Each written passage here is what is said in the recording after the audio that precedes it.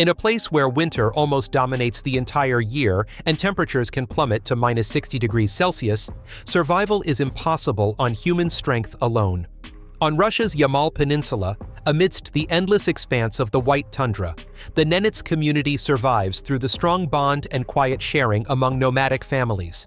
They have no permanent villages or modern roads, only reindeer herds, icy fields, and strict survival rules passed down through generations. So how does this community rely on each other to overcome the harsh winter that seems capable of claiming their lives? Join us on a journey to discover the true life of the Nenets in the far reaches of the Arctic. Number 1. Yamal, land of wind and ice. The Yamal Peninsula in northern Russia is a narrow strip of land extending into the Arctic Ocean, where winter is not just a season but the basis of human survival. Temperatures commonly fall to 50 to 60 degrees Celsius, sometimes even lower, and the cold lasts for many months. There are no dense forests, concrete walls, or large cities for shelter. On this wide tundra, people live in mobile tents and face strong winds, thick ice, and long winter nights.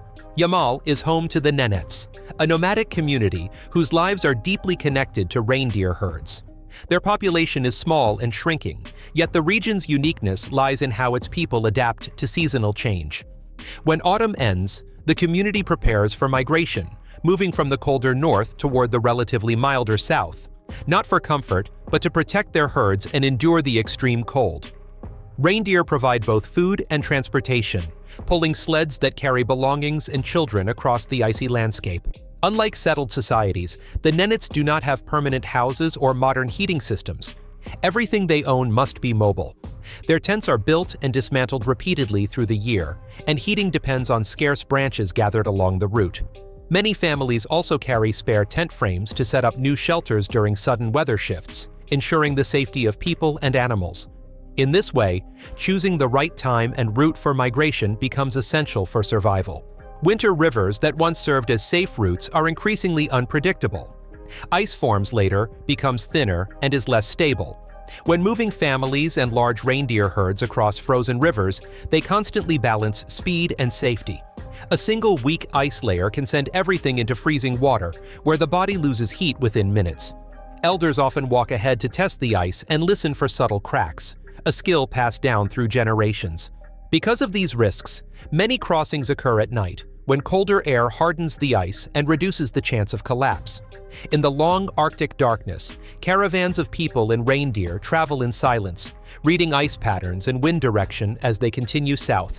In these moments, the community moves as one, knowing that only by staying together can they survive the harsh northern winter. Number 2. Mobile homes in the frozen land.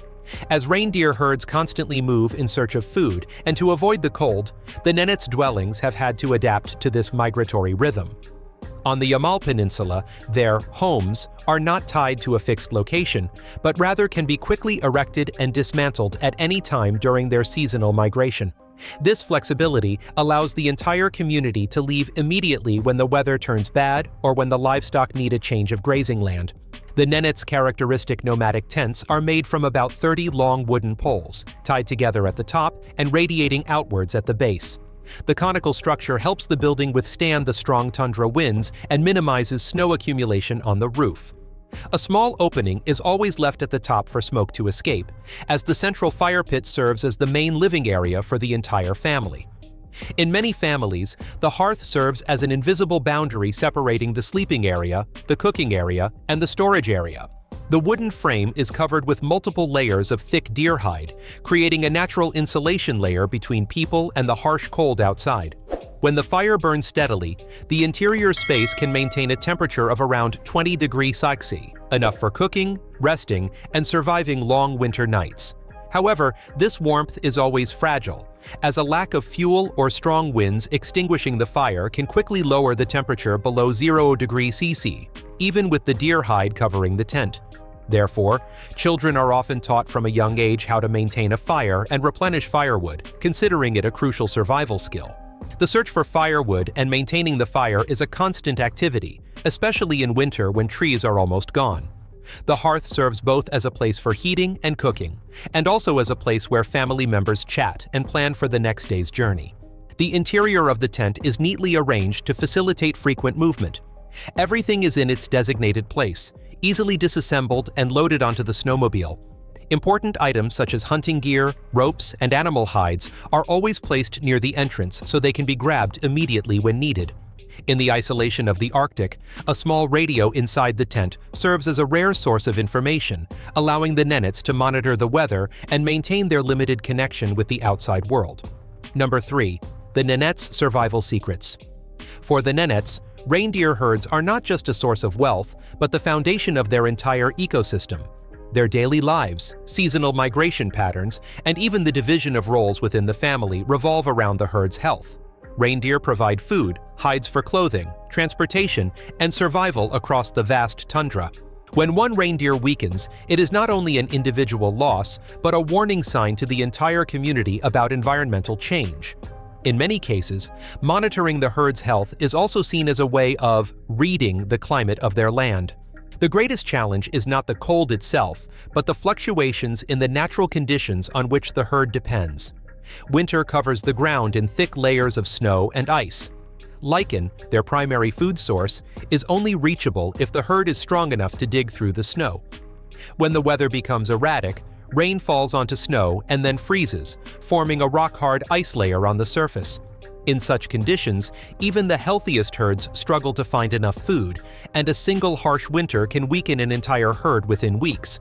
If the herd is not moved to areas with better conditions, the risk of malnutrition and starvation rises rapidly. Migration, however, also brings danger, as traditional routes have become unpredictable. Rivers and streams now freeze unevenly, with thick and thin sections of ice, forcing the Nenets to assess each crossing carefully before leading their herds across. Summer creates the opposite pressure. Reindeer are adapted to cold environments, so prolonged heat reduces their resilience, decreases appetite, and increases vulnerability to disease. Their natural instinct drives the herd northward, where colder winds and seasonal food sources appear. If kept too long in the south, stress builds within the herd, and the strongest animals may break away to find their own path, leading to loss of animals and disruption of the community's social structure. Therefore, the Nenets must maintain a continuous migration cycle between the southern and northern regions of the peninsula. This is not a flexible choice, but a necessity to keep the herd stable. Even small deviations in the migration schedule can trigger chain reaction risks, directly affecting the survival of both the reindeer and the people who depend on them. In a culture where survival is tied to the herd, making the right decisions at the right time becomes a skill as vital as the migration itself. Number 4. Life without a schedule in the Arctic. In the lives of the Nenets, time is not measured by hour and minute hands. No one asks, "What time is it?" as their rhythm of life depends more on light, wind, and temperature than on clocks. A day only begins when natural conditions are safe enough to leave the tent. Time is perceived through the color of the sky, the sound of the wind sweeping across the tundra, and the reactions of the livestock. If it is still dark but the wind is gentle, they can set off early. But if the wind changes direction, even in daylight, all plans can stop immediately. Here, the climate acts as the community's true time coordinator. Daily work does not follow a fixed schedule, but rather a series of observations and continuous adjustments. When the snow softens, they take the opportunity to repair their sleds and prepare for the next leg of their journey. When the wind is strong, they stay near their tents to mend hides, tighten ropes, and check every small detail. Time is not something to manage, but a resource used only when conditions permit. Slowing down isn't considered a mistake, because the environment is always the ultimate determining factor. Their life experience teaches them that doing things at the right time is more important than doing them according to plan. The way they carry their belongings clearly reflects this survival philosophy. There's no habit of keeping things just in case. Each item must prove its value on the migration journey. Anything rarely used is left behind. Anything broken and beyond repair is not carried along. Minimalism here isn't a choice of style, but a necessity for survival in a harsh environment. Even the weight of each item is carefully considered, as adding a few kilograms means more energy is expended for the entire herd. Cleaning, organizing, and preparing for the next day happens quietly and naturally.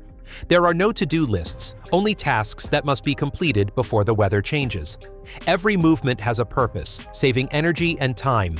Carrying less means moving faster and safer throughout the migration.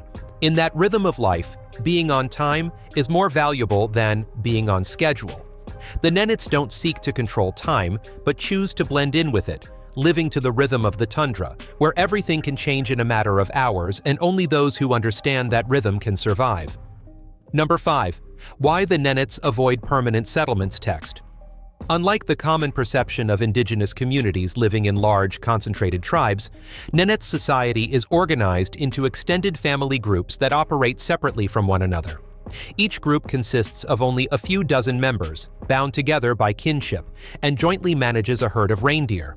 This small size stems from the need for survival on the tundra, where food and grazing resources are insufficient for overly large communities residing in the same area.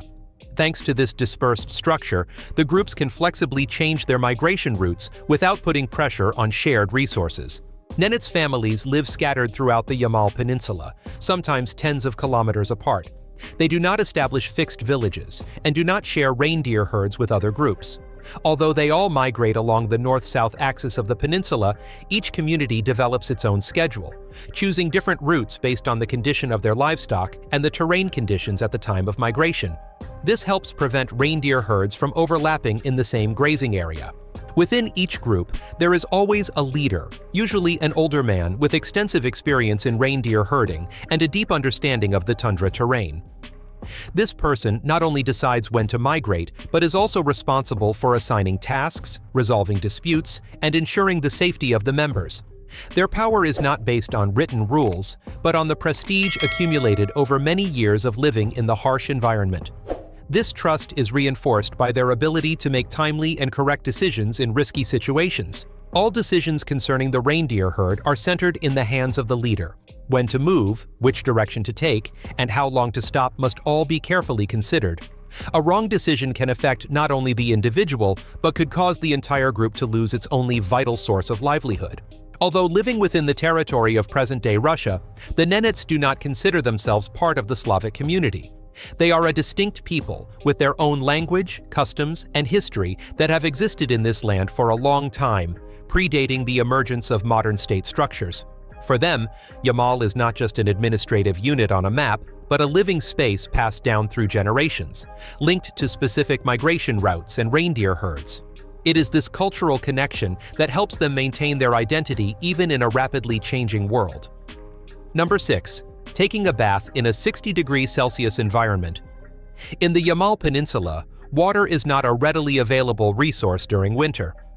When rivers and streams freeze completely, water for daily use and bathing comes primarily from clean snow or ice blocks drilled from the river surface. Snow is shoveled into large metal pots and heated over a wood fire for hours. A full pot of melted snow yields only a very small amount of water, so water is always used only as much as necessary. In some families, the snow is even filtered through a cloth before heating to prevent impurities from falling into the pot. Because of this scarcity, bathing is not a frequent occurrence. During winter, the Nenets tend to bathe about once or twice a week, and sometimes less if there are strong winds or a shortage of firewood. They do not follow a fixed bathing schedule, but choose days when conditions are safer. Bathing is quick, mainly involving wiping the body with just enough warm water, as the longer the body remains wet, the greater the risk of heat loss. Instead of bathing their entire bodies, they prioritize cleaning their hands, faces, and areas of the body prone to sweating. In their daily lives, clothing is more important than washing. Instead of washing with water, clothes are air-dried over a fire, hung out in the cold wind, or cleaned by beating snow off the surface. The goal isn't to remove odors, but to ensure the clothes are completely dry. Even a damp garment can cause rapid heat loss within hours in extreme temperatures. Winter clothing typically consists of 4 to 6 layers, arranged in a clear order. The innermost layer is soft fabric to keep the skin dry. The next layer is made of reindeer fur, facing inwards to retain heat. The outermost layer is fur-lined leather facing outwards to block wind and snow. When temperatures drop even lower, they add another thick layer of leather. Boots, gloves, and hats are similarly layered. This structure retains body heat while allowing moisture to escape, preventing condensation inside the clothing. Under such living conditions, keeping the body dry and warm and minimizing energy expenditure became a vital priority, more important than modern hygiene standards in an urban environment. Number 7. Why do the Nenets sleep wearing boots?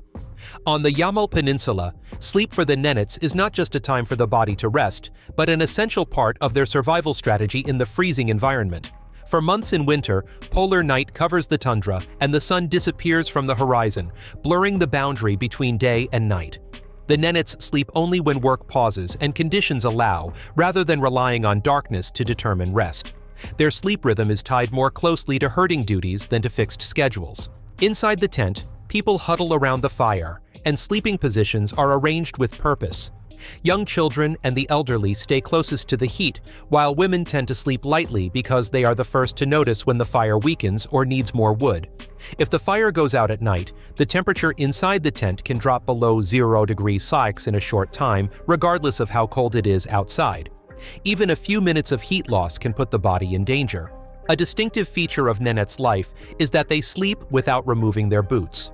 Reindeer hide boots are not only for movement, but also provide the main insulating layer for the feet, which lose heat faster than other parts of the body.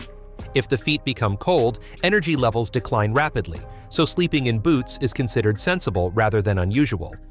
Even children are taught from an early age that keeping your feet warm means keeping your whole body warm. During snowstorms, sleep becomes especially precarious. Strong winds can shake the tent frame, and fine snow seeps through gaps in the leather, covering clothing and blankets.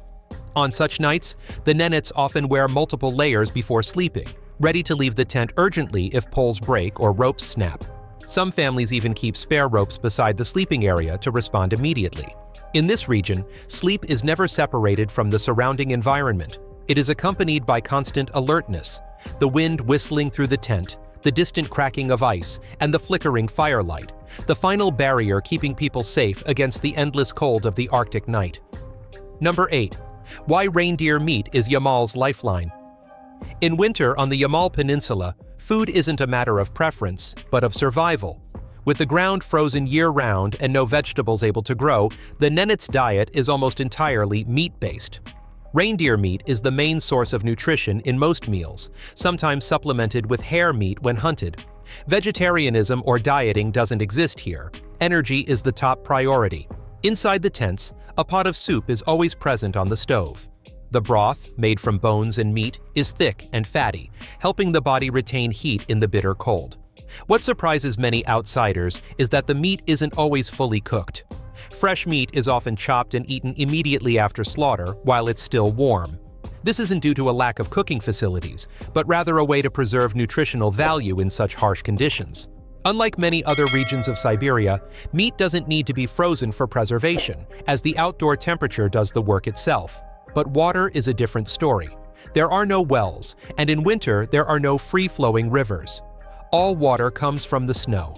Snow is shoveled into large pots, placed over a fire, melted, and then boiled again for drinking and cooking. This process is repeated daily and constitutes a significant part of their lives. Nomadic life doesn't mean complete deprivation. Inside the tents, there's bread bought from distant towns, biscuits, dried tea, and soap and dishwashing liquid. Fruit is rare, but when it is, it's neatly cut and arranged on a plate. These small details reveal the blurred line between harsh nature and modern life, where the Nenets only take what is truly necessary and leave the rest behind. Number 9. When children grow up amidst migration. For Nenets' children, childhood is inseparable from nomadic life. They don't grow up in classrooms, but mature in the constant movement of their families and reindeer herds. From a young age, children participate in daily tasks according to their gender and physical ability.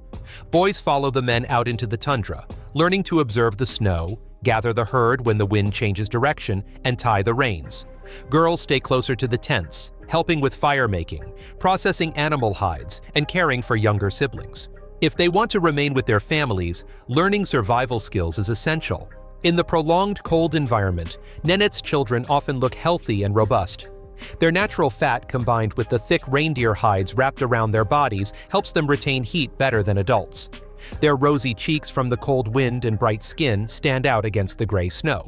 When not working, their joys are simple: running in the snow, playing with sled dogs, slipping, and getting back up in the cold wind. Alongside their work, Nenets children grow up within the traditional religious space of their community. They don't follow a large organized religion, but maintain a polytheistic system that has existed for thousands of years. Natural elements like fire, wind, earth, and animals are all considered to possess spirits.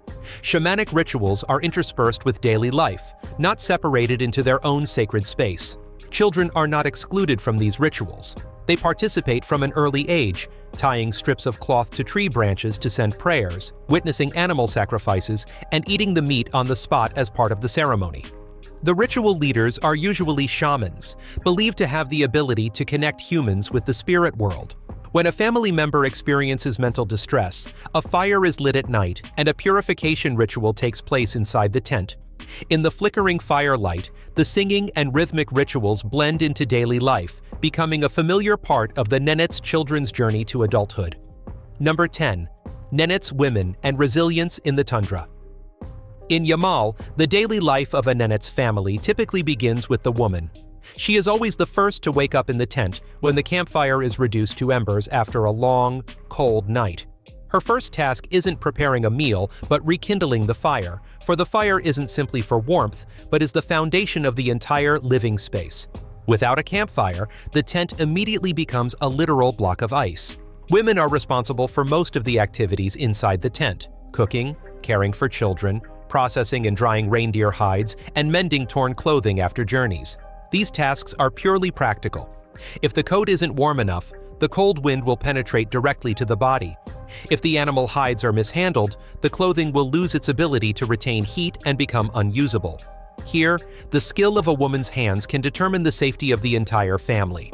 On Cuisine Day, their workload increases. While the men prepare the reindeer herds and sleds, the women dismantle the tents, roll up each hide, tie ropes, and arrange the supplies so that there is just enough and nothing is wasted. Every item must be in the right place for the journey to be smooth. A loose rope or a wrongly rolled hide could disrupt the entire group during the migration.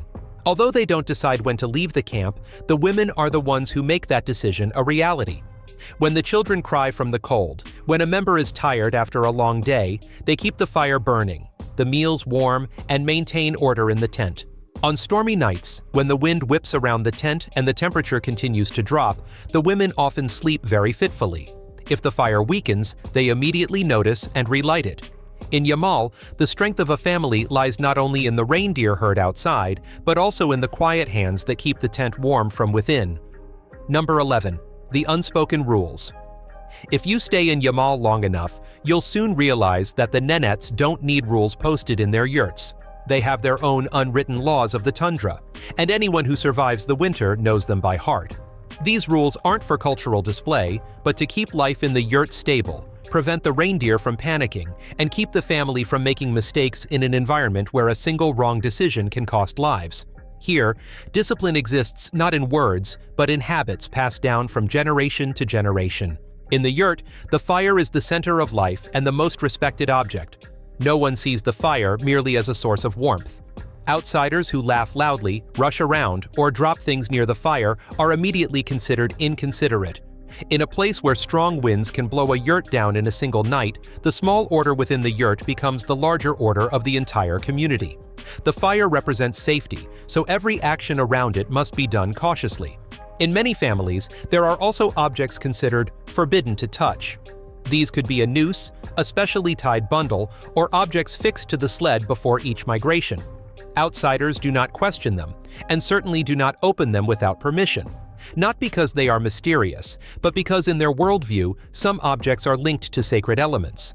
These items are sometimes even considered protective amulets for the migration journey. Even the slaughter and consumption of meat are ritualistic in their own way. When preparing for a difficult journey or needing to ask permission before the trip, they may sacrifice an animal and eat it on the spot as a way of connecting with the invisible world. There is no stage, no audience. Children witness this from a young age to understand that life always comes with a price, and each piece of meat is a source of energy to help the family survive the cold. Those moments also served as lessons about responsibility towards livestock. Another custom, which might sound strange to city dwellers, is the habit of avoiding directly naming dangerous things. For them, there are predatory animals, storms, or patches of ice that are unreliable, and mentioning them directly is sometimes seen as inviting risk. They choose to speak indirectly, as a silent reminder to be cautious. Having lived for so long in the darkness of winter, people gradually come to believe that words also have the power to influence destiny. Number 12. Medical survival in the freezing tundra. On the Yamal Peninsula, even a minor injury can quickly become a major threat. With distances to the outside world measured in hundreds of kilometers of tundra and days of continuous travel, the concept of emergency care doesn't exist in the familiar way of modern society. The Nenets have no fixed medical stations, no field hospitals, and for much of the time, they cannot directly contact the state's medical system. When someone is injured, the first reaction is always self-treatment. They rely on knowledge passed down through generations, using skin to bandage wounds, immobilizing bones with wooden splints, applying animal fat to keep wounds warm and limit heat loss. These measures are not aimed at curing the injury completely, but only at buying time, waiting to see if the body can recover on its own. In the deep, cold conditions, the greatest danger is not just pain, but also infection and hypothermia. If the situation becomes beyond the family's control, the next option isn't always feasible. A rescue helicopter is a luxury, as calling one requires a stable communication signal. Most Nenets families don't have modern communication equipment, or only have devices that are unreliable, dependent on batteries and weather. In many cases, they can't even report their distress. In such situations, the only option is to transport the injured by sled, if there are families in the area who own one. The journey to the nearest medical center can take hours, even days, depending on wind, ice, and terrain. Reindeer aren't used for such trips, as the speed and stability of the sled are crucial when transporting an injured person in harsh conditions. Number 13. Inside the jar tent. For the Nenets, children's education doesn't take place on the tundra. When they reach school age, helicopters land in the snow-covered wilderness and take them away from their families. From around 6 or 7 years old, many children live in boarding schools in towns hundreds of kilometers from their homes, where they have warm classrooms, fixed schedules, and instruction entirely in Russian. Many children only see a city for the first time during this first flight. In school, Nenets children learn reading, writing, mathematics, and skills necessary for integration into modern society. However, this knowledge doesn't help them recognize thin ice, predict wind direction, or handle reindeer hides. Conversely, life skills passed down through generations have no place in the classroom. Two systems of knowledge exist side by side but rarely intersect. One is geared towards an urban future, while the other is firmly rooted in nomadic tradition. Living away from their parents for months at a time gradually alters family bonds. Upon returning to their tents for the holidays, some children find it difficult to adapt to the nomadic lifestyle, sleeping in cold tents, waking up early with the herd, and lacking amenities. Parents worry when they realize their children are no longer proficient in the skills that once ensured the family's survival. The gap is not only geographical, but also lies in how the two generations perceive life. However, refusing to send their children to school is almost tantamount to closing the door to the tundra. Illiterate, Nenets children struggle to find work outside the community, work with the government, or access healthcare and technology. Therefore, education becomes a no-win situation, even though it comes with many trade-offs. On the Yamal Peninsula, schools teach more than just knowledge.